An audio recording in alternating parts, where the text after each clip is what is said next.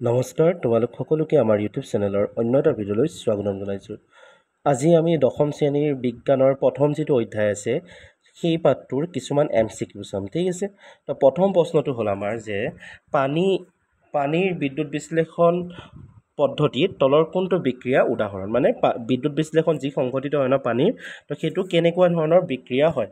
বিক্ৰিয়া আমাৰ আছিলে সংযোজন বিক্ৰিয়া, বিযোজন বিক্ৰিয়া, অপসৰণ বিক্ৰিয়া, দ্বি অপসৰণ বিক্ৰিয়া, তাপবৰ্জী বিক্ৰিয়া বা তাপগ্ৰাহী বিক্ৰিয়া, এনেকুৱাবোৰ আছিলে ন আমাৰ কিতাপখনত পঢ়িলে গম পাবা তোমালোকে। তো ইয়াৰ আমাৰ যিকেইটা অপশ্যন আছে ন সেই অপশ্যনকেইটাৰ ভিতৰত শুদ্ধটো হয় তোমালোকৰ কি বিযোজন বিক্ৰিয়া, ঠিক আছে। তাৰপিছতো হ'ল যে বনস্পতিজাত পদাৰ্থ পচন সাৰলৈ পৰিৱৰ্তন হোৱাটো তলৰ কোনটো বিক্ৰিয়াৰ উদাহৰণ। তো ইয়াতো এনেকৈ অপশ্যনবোৰ দিয়া আছে। তো ইয়াৰ ভিতৰত যদি আমি চাওঁ ইয়াৰো এনচাৰটো কি হয় তোমালোকৰ বি হয়, অৰ্থাৎ তাপবৰ্জী বিক্ৰিয়া হয়। 3 নম্বৰটো হ'ল যে প্ৰাকৃতিক গেছৰ দহন তলত কোনটো বিক্ৰিয়াৰ উদাহৰণ হয়। তাপগ্ৰাহী, তাপবৰ্জী, সংযোজন আৰু অধক্ষেপণ। তো ইয়াৰ এনচাৰটো হ'ল তোমালোকৰ বি, অৰ্থাৎ এইটো হ'ব আমাৰ কি তাপবৰ্জী। তাৰপিছত আহিলে আমাৰ জিংক অক্সাইড। তো এইটো হৈছে জিংক অক্সাইড। তো জিংক অক্সাইড প্লাছ কাৰ্বন লগ লাগি কি হয় তোমালোকৰ জিংক আৰু কাৰ্বন মনক্সাইড। তো এতিয়া সুধিছে কি যে এই বিক্ৰিয়াটো জাৰিত আৰু বিজাৰিত পদাৰ্থ দুটা হৈছে, মানে ইয়াত জাৰিত আৰু বিজাৰিত কোন হয়, ঠিক আছে। তো জাৰিত মানে কি আছিলে, যদিহে অক্সিজেন লাভ কৰে তাক জাৰিত বুলি কোৱা হয়, আৰু অক্সিজেন যদি হেৰুৱাই তাক কি বুলি কোৱা হয়, বিজাৰিত বুলি কোৱা হয়। তো ইয়াত যদি চোৱা তোমালোকৰ জিংক অক্সাইডে অক্সিজেন হেৰুৱাইছে, হেৰুৱাই পেলাই কি হৈছে তোমালোকৰ জিংক হৈছে, ঠিক আছে। ইফালে আকৌ কাৰ্বনে অক্সিজেন লাভ কৰি কি হৈছে, কাৰ্বন মনক্সাইড হৈছে। তো ইয়াৰ পৰা আমি কি ক'ব পাৰোঁ যে জিংক অক্সাইড তোমালোকৰ কি হৈছে, বিজাৰিত হৈছে, কাৰ্বন তোমালোকৰ কি হৈছে, জাৰিত হৈছে। অৰ্থাৎ এনচাৰ তোমালোকৰ কোনটো শুদ্ধ হ'ব, ডিটো শুদ্ধ হ'ব।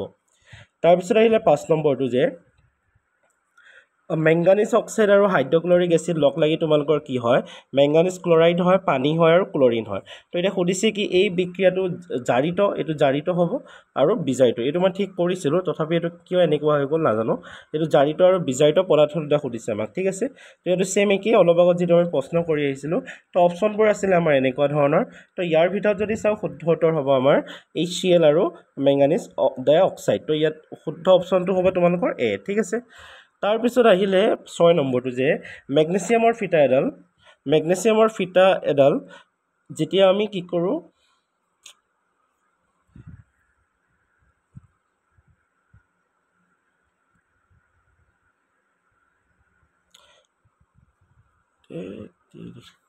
তো মেগনেছিয়ামৰ ফিটা এডাল বায়ুত দহন কৰিলে উৎপন্ন হোৱা পাউডাৰবিধ হ'ল কি।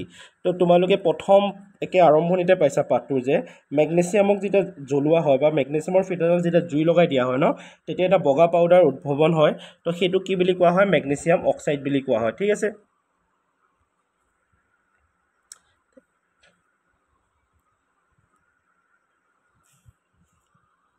তো সেইটো কোৱা হয় তোমালোকৰ কি, মেগনেছিয়াম অক্সাইড। তো ইয়াত শুদ্ধ উত্তৰটো হ'ব তোমালোকৰ কি চি। তাৰপিছত আহিলে আমাৰ 7 নম্বৰ প্ৰশ্নটো যে পোৰা চূণে পানীৰ লগত কৰা বিক্ৰিয়াটোৰ তলত কোনটো বিক্ৰিয়াৰ উদাহৰণ হয়। তো ইয়াৰ অপশ্যনবোৰ আছিলে তোমালোকৰ সংযোজন, বিযোজন আৰু তাপবৰ্জী, আৰু ডি নম্বৰটোত অপশ্যন আছিলে তোমালোকৰ কি এ আৰু চি দুইটাই। তো ইয়াৰ শুদ্ধ উত্তৰটো হ'ব তোমালোকৰ এ আৰু চি দুইটাই, অৰ্থাৎ অপশ্যন কোনটো শুদ্ধ হ'ব, ডিটো শুদ্ধ হ'ব। 8 নম্বৰটো হ'ল যে ফেৰাছ ছালফেটৰ তাপীয় বিয়োজনত উৎপন্ন হয়। তো ফেৰাছ ছালফেটক যেতিয়া আমি তাপ দিওঁ বা তাক বিয়োজন কৰোঁ তেতিয়া তাত কি উৎপন্ন হয় সুধিছে, ঠিক আছে। অপশ্যনবোৰ আছিলে আমাৰ এনেধৰণৰ যে ছালফাৰ ডাই অক্সাইড, ফেৰিক অক্সাইড আৰু ওপৰৰ আটাইকেইটা। তো ইয়াৰ শুদ্ধ উত্তৰটো হ'ব তোমালোকৰ কি ওপৰৰ আটাইকেইটা। ফেৰাছ ছালফেটৰ যি তাপীয় বিযোজন বিক্ৰিয়া তাত কি হয় তোমালোকৰ এই গোটেইকেইটা উৎপাদন হয়, ঠিক আছে। তাৰপিছত আহিলে আমাৰ 9 নম্বৰ প্ৰশ্নটো। 9 নম্বৰ প্ৰশ্নটোত আমাক কৈছে কি যে চূণশিল উত্তপ্ত কৰি পোৱা চূণ উৎপন্ন কৰা বিক্ৰিয়াৰ তলৰ কোনটো বিক্ৰিয়াৰ উদাহৰণ।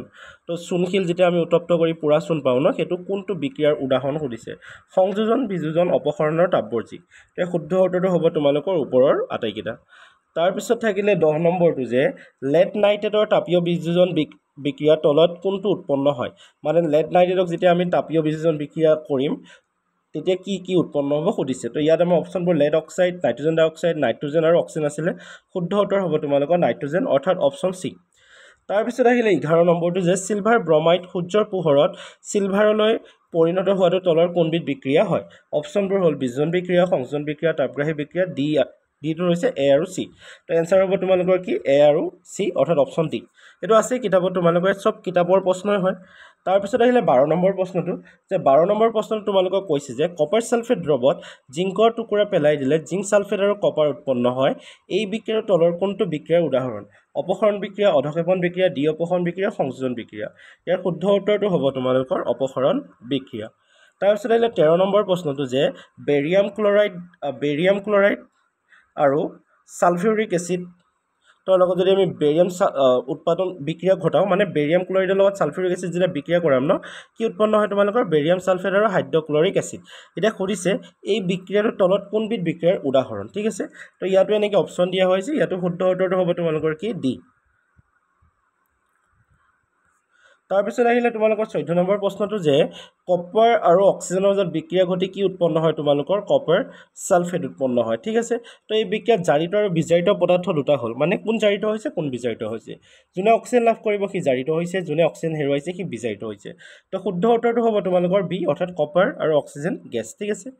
15 নম্বৰটো হ'ল তোমালোকৰ যে কপাৰৰ ক্ষয়ভ্ৰমণ ঘটিলে কপাৰ সামগ্ৰীৰ পৃষ্ঠত কেনেধৰণৰ বৰণৰ চামনি পৰে, কলা, মুগা, সেউজীয়া, ৰঙা। তো এইটো কি আছে তোমালোকৰ পাঠটোৰ একে শেষত আছে, ঠিক আছে, ক্ষয়ভ্ৰমণ যিটো টপিক আছে। তো ইয়াৰ শুদ্ধ উত্তৰটো হ'ব তোমালোকৰ সেউজীয়া। তাৰপিছত আহিলে 16 নম্বৰটো যে কপাৰৰ ক্ষয়ভ্ৰমণ ঘটিলে কপাৰৰ সামগ্ৰীৰ পৃষ্ঠত কেনেধৰণৰ চামনি পৰে, এইটো আমি অলৰেডি ক'লোঁ। তাৰপৰা 17 নম্বৰ হ'ল যে বায়ু দহনৰ আগতে মেগনেছিয়ামৰ ফিটাডাল পৰিষ্কাৰ কৰি ল'ব লাগে।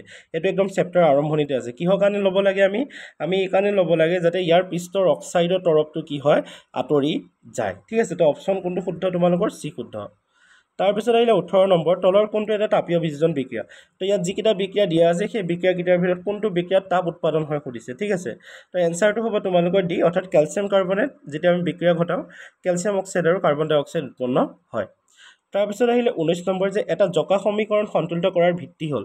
তো এটা সমীকৰণ আমি কিহৰ ভিত্তিত সন্তুলিত কৰোঁ, তাৰ যাতে কাৰচিনডালৰ যি থাকে ন সমীকৰণত এনেকৈ কাৰচিনডাল যে থাকে, তো ইয়াৰ বাওঁফালে আৰু সোঁফালে থকা মৌলকেইটা যেতিয়া কি হৈ থাকে ভৰটো সমান হৈ থাকে, অৰ্থাৎ ভৰৰ নিত্যতা বিধিৰ ওপৰত ভিত্তি কৰি আমি সন্তুলিত কৰোঁ। তাৰপিছত আহিলে আমাৰ 20 নম্বৰ প্ৰশ্নটো যে এই প্ৰশ্ন তোমালোকৰ আহি থাকে প্ৰতিটো পৰীক্ষাতে আহে, মেট্ৰিকতো আহে, তোমালোকৰ অনুশীলনীয়ে প্ৰশ্ন হয় এইটো। তো ইয়াত এই এক্স আৰু ৱাই জেড এইকেইটা আমি কি কৰিব লাগে মানকেইটা উলিয়াব লাগে, মানে এই বিক্ৰিয়াটো তোমালোকে সন্তুলিত কৰিব লাগে, সন্তুলিত কৰি যি পাবা সেই এক্স ৱাই আৰু জেডৰ সেই মানকেইটা ইয়াত লিখিব লাগে। তো কৰি চালে গম পাবা ইয়াত তোমালোকৰ এনচাৰ কি আহিব বি, অৰ্থাৎ 2, 2, 4। এইটো তোমালোকৰ অনুশীলনী প্ৰশ্নই হয়।